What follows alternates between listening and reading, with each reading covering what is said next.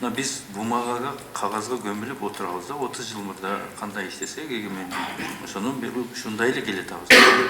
Дүйнө кетти да башка жака. Бизде дагы жылыш болуш керек да.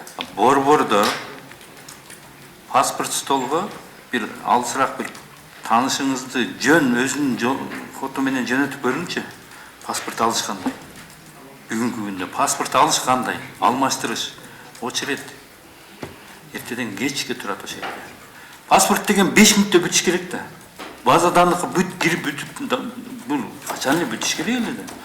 Борбордогу ошол билимдүү, образованный, эң көзгө көрүнө турган ишканабыз паспорт стол өзүнө ордуна кое албай аткандан кийин кайсы региондо айтабыз биз?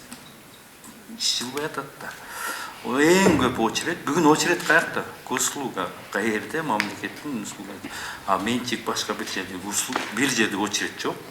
Үйүңө доставка менен жеткизип берет, каалаган нерсеңи.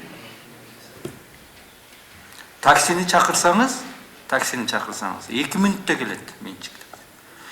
Ошол жерде бир жерде таяк жеп атып, милицияны чакырсаңыз, скорый чакырсаңыз, билбейм канча мүнөттө келет. Мисалы мына мамлекеттик услуганын көрүнүшү бүгүнкү күндө. Бул болгон чындык. Паспортсузда эртеден кечке очерет турат.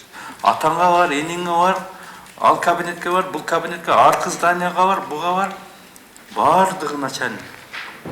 Бир качан бир элге кызмат кылып, мындай кызмат дегенди качан биз үйрөнөбүз.